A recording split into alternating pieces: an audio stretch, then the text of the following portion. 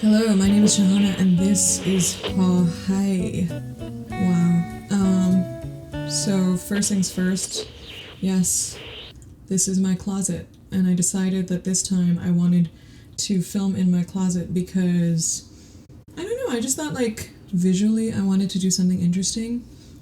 I think that's a pro and a con about me, that I always want to do something interesting, and because I want to do something interesting, I'll take forever to do it. Did I literally uproot my entire closet to do this? Yes, I did. And does it always look like this? Somewhat, yeah, pretty much. So it's not entirely manufactured, but everything on social media is a bit manufactured, so whatever we see is not entirely the truth. The truth is out there. X-Files. We talked about aliens last time. I did the laundry recently, which means that it's time to fold some clothes. I'm one of those people that actually bought one of those folding thingamajigs that you get, the things that it's like a folding board. I got a folding board because I must be a bit of a psycho, is what my sister would say. I don't know. I just like folding things. I like organization. I like structure. Okay, so I'm going to tell you a story about my name. My name is Shahana. But I was not born Shahana. I was actually born Natasha. In fact, all of our names were super different. My elder sister's name, older, I can't ever tell which one it is appropriate, because I feel like older, I don't know which one's which. Like sometimes older just makes people feel old. Is it your elder sister or older sister? I don't know. I need to look into that. There was a time when I took a lot of pride in the fact that I had focused so heavily on understanding the English language. I was very proud of my vocabulary, my vernacular, if you will. Gosh, there was a time I used to focus so heavily on just learning languages. Or, no, sorry, not learning languages. I take that back. I used to just focus so heavily on getting my English right. And I'm pretty sure that has to do with, colonial upbringing and things like that. Anyway, going back to my name. So my name was Natasha. My older sister's name is Shandana. My brother's name, who's 2 years younger than me, is Aliar. I know, that's just like, no, everybody hears his name and they're like, what is that name? They often think it's Ali and then Yar. Like, they think that, he's just being, poor guy. Actually, now that I think about it, he grew up with a lot of people thinking he was just being rude when he really wasn't. His name is Aliar. What are you gonna do? Essentially, my mom was a teacher in the 80s, and she taught in a school that had a boys branch, which coincidentally many years later I ended up going to that same school, but that's a story for another day. Anyway, one of her students' names was Aliar. And then finally I have a younger sister. Her name is Misbah. So we all have very, very different, or we had very, very different names. Now that my name is Shahana, people oftentimes wonder, it's Shahana, and then they wonder why my younger sister's name was not Shabana, and it becomes a bit of a, but anyway. Okay, so I was born in Peshawar, and when I was a 1-year-old, we moved to the US. My dad was here. He actually moved to do his master's and then his PhD. And when we moved, we, as a lot of people do, they attend the local mosque. And I don't remember this, so my presumption is that it bothered my mom more than it bothered me. But apparently the mosque that we attended was super conservative. And what I am told really is the fact that I used to get bullied by the other kids in the mosque, and they used to say that my name was un-Islamic, that it was Natasha was Russian, and anyway, we all know that there's I know plenty of Natashas. One of my best friends' names is Natasha. But anyway, it wasn't just that, to be honest. There were other reasons why the name was a point of contention, but one of the other reasons was that I was a very weak child. I was born with a hole in my heart. My mom said that the first 6 months of my life, like, I couldn't keep anything down. She couldn't feed me. And then essentially, I said essentially again, not everything is essential, Shahana. Move on. Basically, she said that they were really worried about me for the first 6 months of my life. And from what, I've been told, or at least I had been told for many years, and then I only confirmed much later on in life when I was an adult, because as we know, our parents never look into our health matters as diligently growing up in Pakistan. The hole apparently closed, and then I survived, and here we are today. But I was a generally weak child. I was very, very, as you say, kamzor. I don't know if I had an eating disorder as a child, but I was just a weak kid. I was just a super weak kid. So I think between the bullying of the kids in the mosque and the fact that I had a generally weak constitution, regardless of the heart or the closing of the hole of the heart and all the things, I might argue that I still have a hole in my heart, but for other reasons. We decided it was time to change my name because there were lots of issues with me. And I think the name changing started when I was about 6 years old. That's the way I kind of place it anyway. So my nanny, actually, we used to call her Granny. Granny so it's my nanny, for those who are listening and don't know what that means. It's your maternal grandma. So she sent a letter. Oh God, my nanny was amazing. She used to send us, packages from Pakistan, us waqt, at that time, no? She used to send packages of clothes. And, and now that I'm thinking about it, like, I can smell it.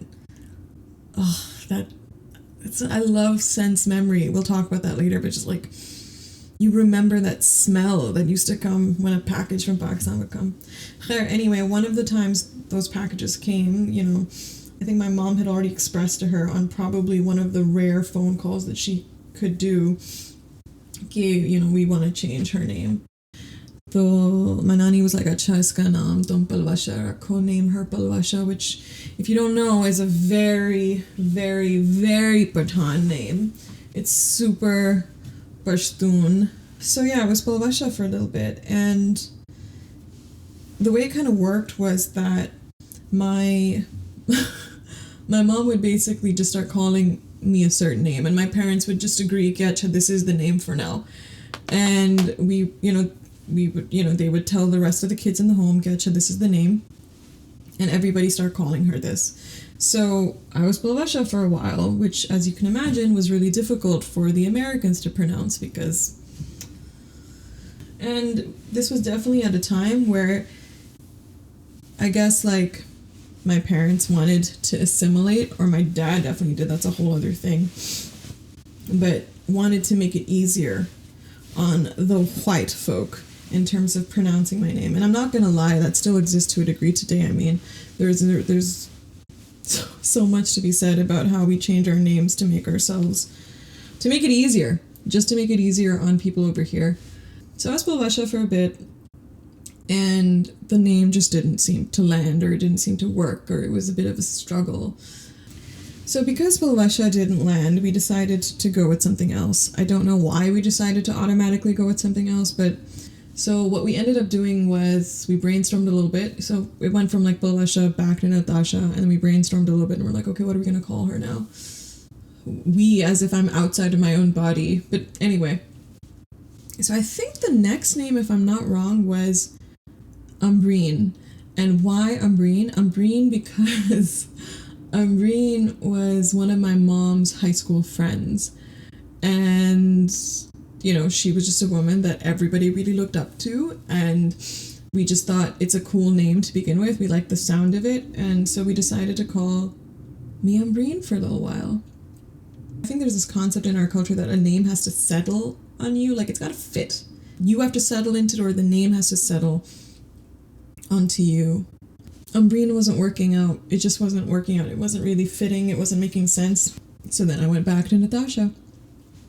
And then after that, I think it was, Nadia. For a little bit, it was Nadia. And why was it Nadia? Simply because of the fact that one of the Pakistani families we knew in the community, their daughter was Nadia. And it was like, Nadia's a cool name. But if you really think about it, doesn't it also just like, there's a lot of Nadias that are from other parts of the world. So I don't know if that kind of negates the whole, Islamic only thing. But anyway, Nadia didn't sit. It just didn't work. And so I went back to Natasha. I think by that point, I was just super frustrated with the constant name changing.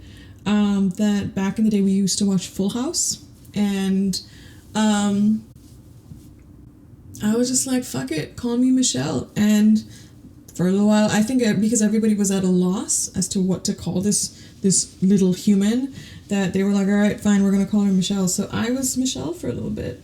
But again, that wasn't going to work either because, again, the whole, like, it has to be a Desi name that is, Islamic. And again, funnily enough, I know Michelles that just so happen to be Muslim and live in Pakistan. So again, what are you going to do? This was the 90s. Anyway, eventually we moved back to Pakistan. And when we moved to Pakistan, us waqt I didn't know any Urdu. We actually, growing up, didn't speak any Urdu. In our home, we are a Pashtun family, so Pashto was spoken. Don't ask me if I know Pashto because, I do know Pashto. I know it well enough to understand it. I often say that if I got lost in Peshawar, I would, I'd come out alive. But as children, our family really focused on specifically my father. My father really wanted all of the children to speak in English fluently. And so there was a lot of focus on the English until we moved back to Pakistan. And when we moved to Pakistan, we had to learn Urdu because we needed to take the exams and all that. That's a whole thing for another day. Don't you just love going down memory lane and realizing, this is how this led to that, and this is how that. There's a reason why we are the way we are. Anyway, so I moved back to Pakistan. I didn't know Urdu, and I was watching TV, and there was a drama on TV. I feel like it was like STN vibes. Does anybody remember STN? And this guy just kept calling this girl Shahana. And I asked my mom, I said, Mom, what is he saying? And she said, well, he's calling her Shahana, that's a name. And I really liked the sound of it, the ring to it. I like the ring to it. And so I asked my mom, I was like, okay, well, what does that mean? And we looked it up and we were like, it is royal, it is royalty. I was like, the literal noun.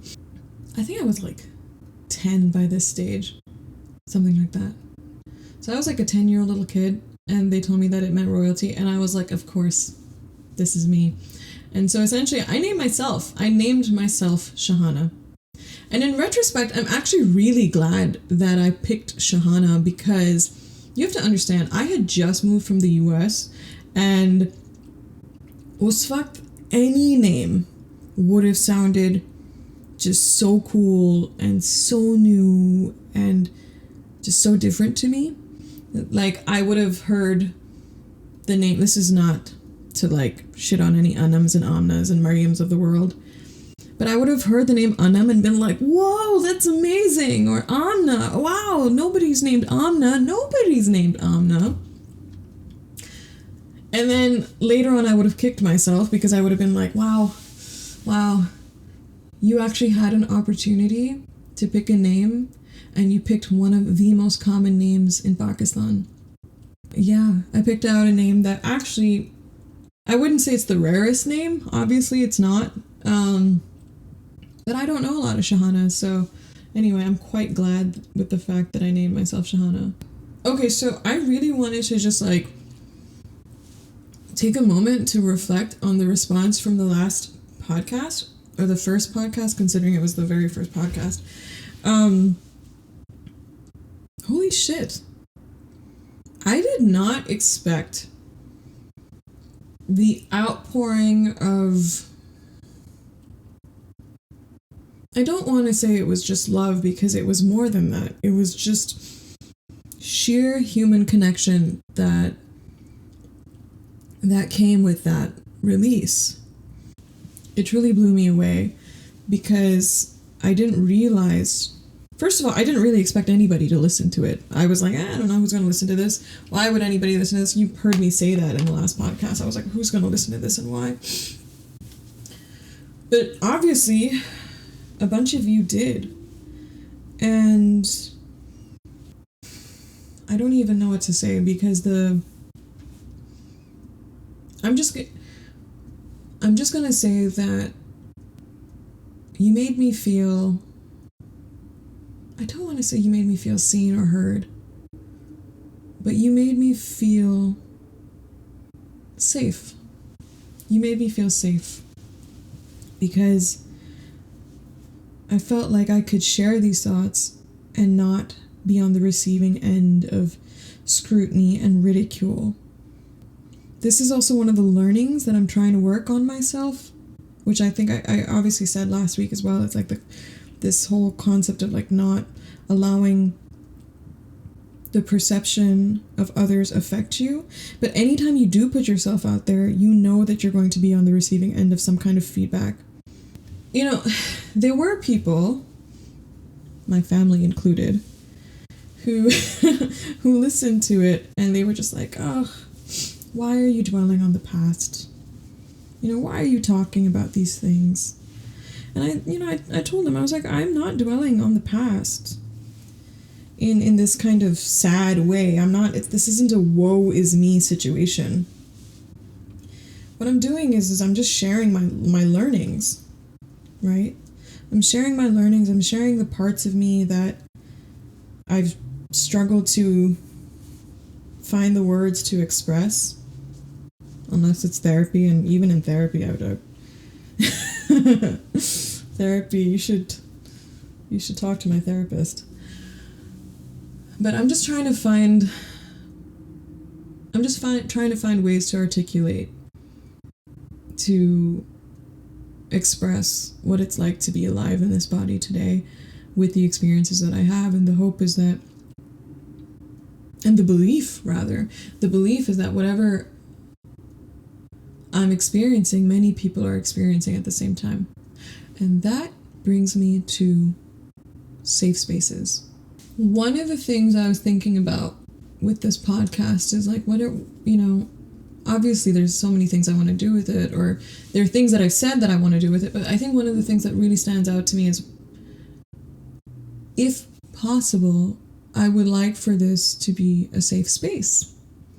And what does that mean, especially in like this virtual digital world where you're not in the same room with me in this moment, and it's me really just sharing thoughts and feelings and learnings and all that stuff.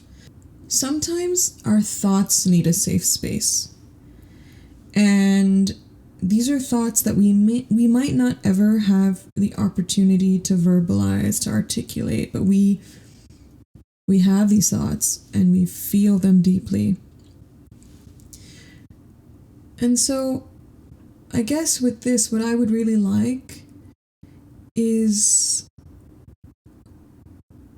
for those of us who are here, even though it is a bit of a back and forth, right? I'm sharing my thoughts here and you're on the receiving end and you're listening.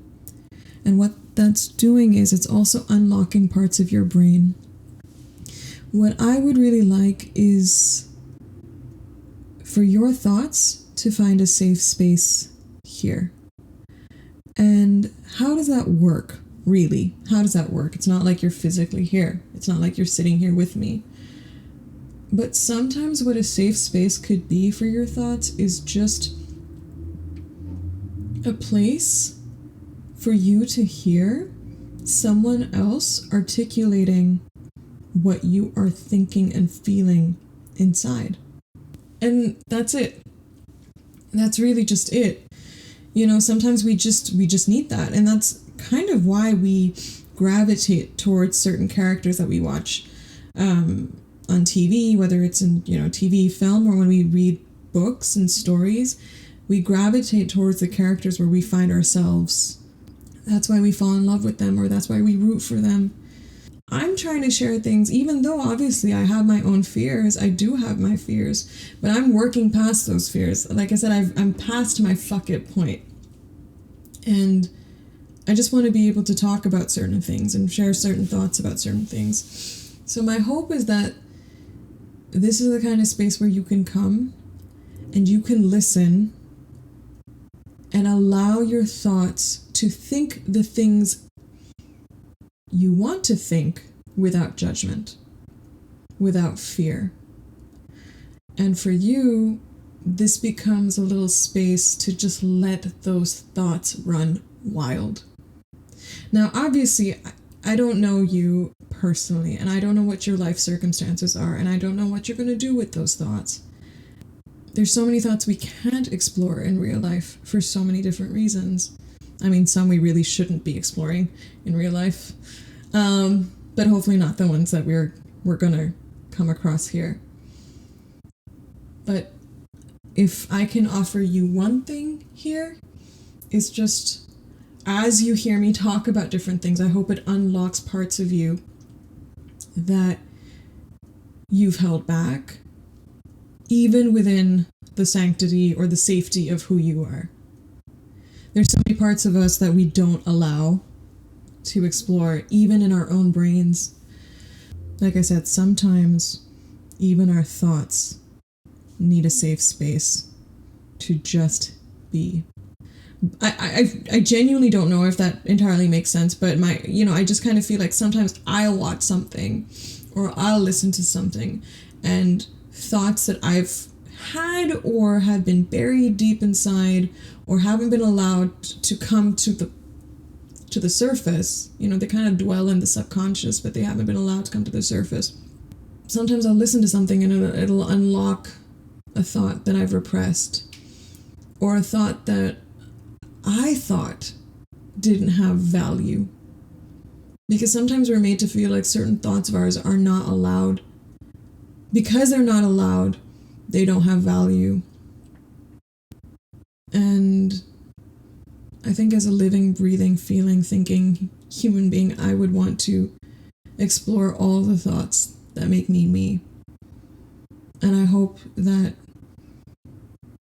whatever you take away from being in this space allows you to let those thoughts come to the surface and that you find value in them. And maybe you don't. Maybe you find no value in anything, and that's fine too. Maybe you just like the sound of my voice. I was told that I have an ASMR voice. In the beginning, I was like, what the fuck is an ASMR voice? I thought it sounded like super creepy. But then I looked into it and I was like, oh, okay. Okay. If my voice is able to bring ease to anybody, that's fine. That's good. Okay, another thing that I absolutely love about safe spaces is there's a saying about safe spaces, which is what's said here stays here, and what's learned here leaves here. I know that's really hard to do in this situation because, what's said here is certainly not going to stay here. I'm literally projecting onto the interwebs and I'm using a mic and all this stuff. But again, it's one of those things that's used or it's one of the sayings in creating safe spaces. But I really like it, and maybe that's something that you could think of in your own life, when talking to other people, when interacting with other people, and allowing yourself to be vulnerable, or when other people allow themselves to be vulnerable with you. And what's said here stays here. What's learned here leaves here. Because I think the focus here is not on what is said and how it's said and getting into the nitty-gritty of that and losing context and It's about the learning. What are we learning from this moment? What are we learning from these interactions that we have with each other? I think that's really important. And learnings, and I think with learnings, it's not just like intellectual learnings. It's inside. Like it's like in your, I feel it in my solar plexus often. A learning, something that's deep rooted, something that's spiritual, something that's connecting all of us. I think that's one way to look at this space, even though, like I said, it's tricky because I'm fucking talking here and I am saying things that are not going to stay here, but I hope you focus more on, or we focus more, because I'm also doing this with you in this weird way, I guess. But I guess like the focus is like, what are we learning in this moment? What are we learning as I continue to ramble and attempt to fold my laundry? So interestingly enough, another thing I wanted to point out is like most of my wardrobe is actually black. There, you know, and I've really kind of thought about that. You know, I think when I was younger, black was this color that just felt so cool. It felt like this color that made me feel mysterious, like I had a secret. And then I also think over time, black became this color that I would wear just because it would cover so much of my body, because, you know, I'm a human being and I have insecurities about my body. We all do, especially women, considering, you know, I'm a millennial. I know what beauty standards I grew up with, and it's a constant internal struggle. But I think going back to what I said last week as well is like, well, two things. Post-divorce is as good a reason as any to reinvent yourself. You can fucking try anything and everything. And then the other thing about what I said about older women looking at their past and thinking about all the things they didn't do. And that goes back to all the colors they didn't wear or the colors they didn't play around with. Honestly, all this to say, I have orange nails right now. I don't know if you've noticed, but like in recent times, I've started doing a lot of different colors for my nails. I just never did my nails to begin with. Like I grew up not doing my nails. I don't know, like I never really cared about it. And if I did, it was always either white or black. Those were the two colors that I would run with. It's like, especially kind of like this idea of like, oh, in the winter, the nails were black. In the spring, the nails were white because life is black and white. But as we know, it's not. And I think that like I'm trying to embrace more color into my life now and see myself in all these different colors. One of the things I actually wrote down that I did want to talk about is the idea of femininity and masculinity. This is actually kind of weird to talk about. Well, okay, so growing up in Pakistan, when I would walk outside of my home as a woman, as a young girl, I felt like I had to consistently have my guard up, right? Because there were men. We were surrounded by men at all times. And what this did was, from a young age, it taught me that I had to, very jungle kingdom style, but I had to assert myself in a way to ward off predators, which meant when I stepped out of the house, I learned to walk in a kind of dominating way, like a domineering, strong, masculine way. Almost as if to say, I dare you. I dare you. You know? And I'm kind of trying to figure out, like I often say, like, I'm on a tightrope between nature and nurture. Like, what is in my nature and what has been nurtured? How have I developed what, you know, because as a result of my circumstances, and what is actually in my nature. And I think that the concept of gender is evolving, and it's not as black and white as we make it out to be.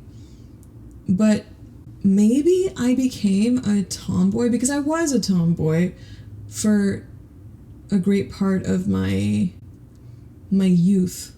Or maybe that was one of the labels that was thrust upon me, or a label that I had to make peace with, because I was adopting masculine characteristics in order to feel safe in a society that was often predatory.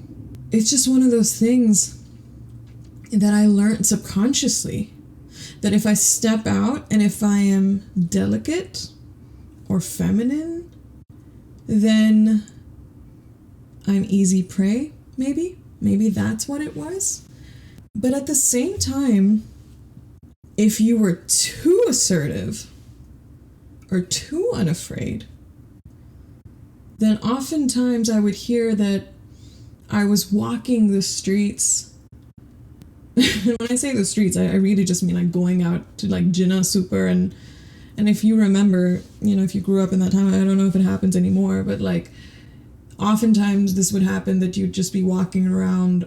If you were alone as a girl, or if you were with a group of women, you would get followed. It would happen. But a lot of the times I would also hear that if you didn't give a fuck and you just were like, fuck it, I'm gonna walk with this kind of domineering strength, that I was doing it for attention, and that the correct way of walking around on the streets was to make yourself small and meek and don't do anything to get attention. But then again, it goes back to like, isn't that confusing though? Because if you were, say, quintessentially meek or feminine, and I don't think, and this is not me believing that femininity is meek or weak or shy, but I'm just saying, I'm saying this as what people perceived it, or what they thought was acceptable, then you were making yourself easy prey. It is so, like, all of this is so fucking annoying and so tiring. There's so many rules about being in this body as a woman, as a girl, and fuck knows, if you're in a female body and you grew up in any culture really, but particularly in ours, Lord knows, we had to, like, it was like a fucking pretzel, like all the rules. It's like this manual you were just born with about what you can do, can't do. Anyway, I guess all this to say that I don't know, even today, like I'm a 36-year-old woman and I'm still trying to figure out what is nature, what is nurture, what is real, what makes me by my own, or through my own agency, and what are things that were just coping mechanisms or defenses. Going back again, like there's so much to be said about femininity and masculinity, and especially in today's world, being masculine doesn't have to be one thing. There are feminine aspects to every single person that's born in a masculine body, and there's so many things that are masculine in people that are born in a feminine body. It's a bit, I really don't like the boxing into one thing. I guess I feel like I've like trailed off into, I don't even know what I've trailed off into. I guess what I'm trying to say is, I now want to start incorporating more color into my life, and I don't know, and I say that as somebody that's like, incorporating more color into your life is not a gendered thing. It's not. There are plenty of men that wear all kinds of colors, as they should. But I think for me, maybe black was just this color I wore consistently as a form of armor. Maybe that's all it's ever been, a form of armor to protect myself. And that if I wore any other color, it meant that I was weak. That is some heavy shit right there that I would need to unpack at some stage. Aren't you glad you're here to witness all of this? One of the things I really wanted to talk about was going back to how we experience things.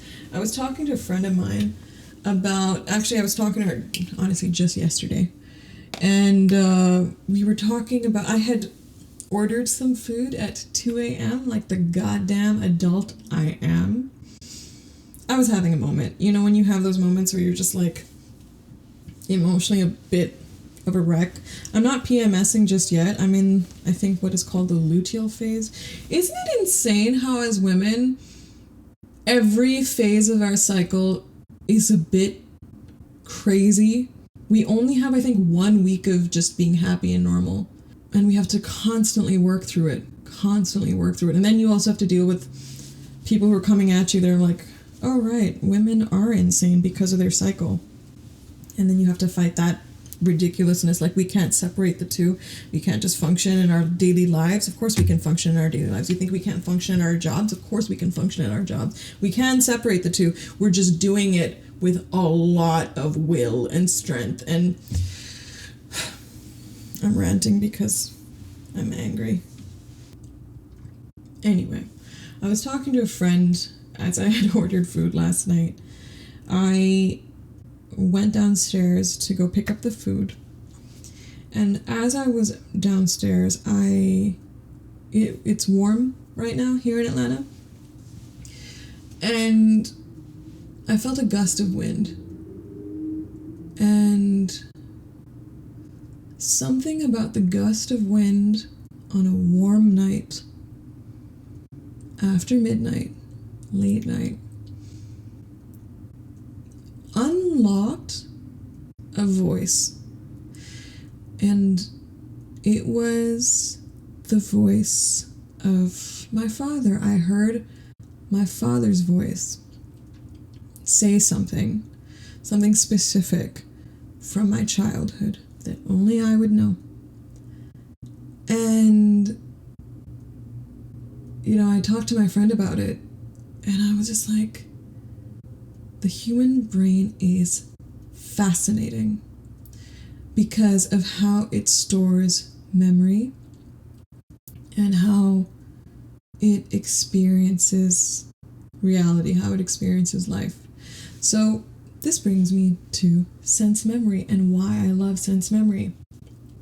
Sense memory is something that I actually learned while I was in acting school, because it's one of the exercises. It's a very common exercise, really, to unlock parts of your being and to unlock parts of emotion and truthful emotion.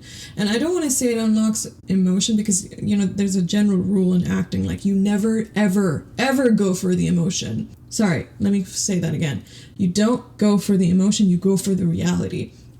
If you go for the reality of those circumstances, truthfully, the emotion will come truthfully. You will not have to pretend to be angry.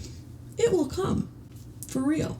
Don't go for the anger, because if you go for the anger, what that's doing is it's just, you are finding ways to mimic anger and to pretend to it just comes off as artificial. It's like if you're like, oh, this is anger, this is what anger is, I should imitate anger. Anyway, I can talk about that another day because that's a whole other thing. So I'm always a bit fascinated with life and existence and this presence that we have. With sense memory, the way this basically works is, you know, one of the biggest questions is, how do you know you're alive right now? How do you know you're alive? You know you're alive because we experience life through the senses. That's how the brain knows that it's alive. This is how we know we're alive. So for example, right now, and this, by the way, is debatable. This is very much debatable. There's a lot of people that are like, yeah, no, this is not how we know we're alive. There's other ways, or, you know, it's the Matrix and it's all an illusion. But anyway, at least how the brain records information is through the senses. So for example, you can hear my voice right now. So your ears, your hearing is registering, okay? You can see right now whether you're actually looking at me or looking at things. I hope some of you are doing your laundry and doing a better job at folding than I am right now, because my hands need to move in order to think, apparently. But anyway, you are seeing things, so your eyes are registering existence, presence.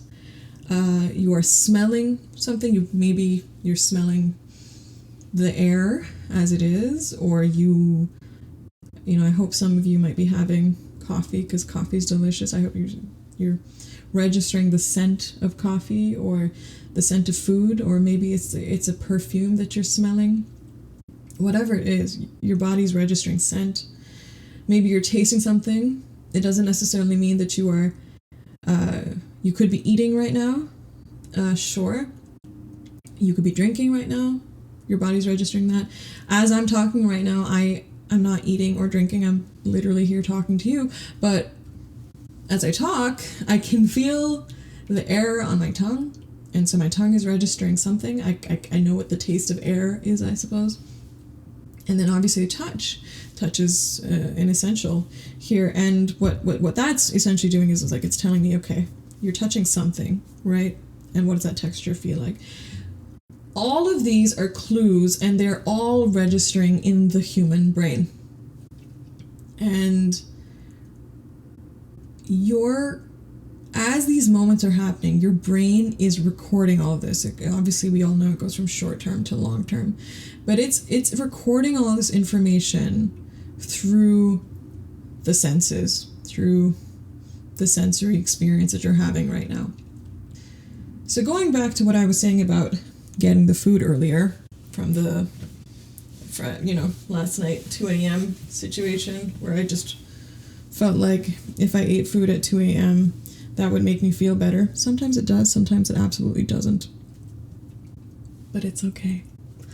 Something about that exact temperature, a warm night with that gust of wind at that hour, the brain associated it with a certain memory, and it came rushing back in the form of my father's voice in those exact words. And that is also how triggers work and why we are triggered by certain things. I guess what I'm trying to say is that it is kind of amazing the way that our brains work and the way that we store memory. I feel like I said so many different things, and I don't know if it all makes sense. I hope it does. This wasn't a very Haye situation, but maybe? I don't know. Like I said, the Haye podcast is going to be super random, so just get with it. I could just drop some F-bombs if that makes you feel better. I was actually talking to a friend today, and he was watching my podcast, and he's like, why did you have to start? Gali se shuru kyun ki? तो मैंने उसे कहा कि, in the moment I just felt like a bit anxious, a bit nervous, and not sure about what I was doing with the podcast, as you all know. So it was a way to like buck myself up, let's fucking just do this, And it also kind of sets the tone as to what to expect, to know that I'm gonna be dropping the F-bomb and saying things that probably aren't PG or child friendly. But then it also reminded me, going back interestingly to what I was saying earlier about when I was younger, I was so focused on perfecting my vernacular, perfecting my ability to converse in the English language, because I am a product of my time, my circumstances. When I was younger, about 15, 16, I met a man who once said to me that swearing, galiyan jo hai, doesn't look good on women, on girls. Swearing does not look good when we do it. And at the time, I think I wanted to appease, to people please. Perhaps it was a bit of pick-me behavior. And I was like, ah, yes, I will be above this. And I will not swear because it doesn't look good when girls swear. And perhaps today it's in my kind of process of undoing and not relinquishing, but removing certain labels. Maybe that's a part of it. That now I just want to fucking cuss and it doesn't define me. Or my gender should not be a reason to not swear, I suppose. And now I'm just like, fuck it. Truthfully, fuck it. Like, sometimes you just want to swear. Sometimes cussing is the best way to get this feeling out. Swearing in Urdu is a whole other thing. Hey, okay, some other day, because not today. But I do want to say that I think that as a woman on the other side of 35 now, again, going back to nature versus nurture, I think it's important, or at least for me, it's been important, कि जितने भी labels हैं, to just let them fall. All the things that have become my identity, let them fall. Let them all fall. Shed yourself of all labels, Shahana. Just shed yourself of all labels. Because most of them were adorned upon my being by somebody else. Somebody else decided that this was who I was. And so I reached this point where I just let them all fall down. And then I decide which one feels right, which one feels like, yes, that is me. That is a part of me. It's reclaiming the agency to decide your own identity. I don't want to give that kind of permission or power to somebody else anymore. I want to decide for myself which things to wear. The parts of me that feel authentically like me. And that's also just low-key talking about allowing myself to wear the things I want to wear. And maybe that goes back to the whole bring on the color. Okay, so I've just been sitting here and I folded some things, and so this experiment was not entirely successful, but I talked about a lot of random. So anyway, this has been Haye. I hope this was of some value to you, and if not, it's fine, it's a free world, go do your thing. But I do hope that this place serves as a safe space for your thoughts to run wild and free without judgment. Done. Okay, bye.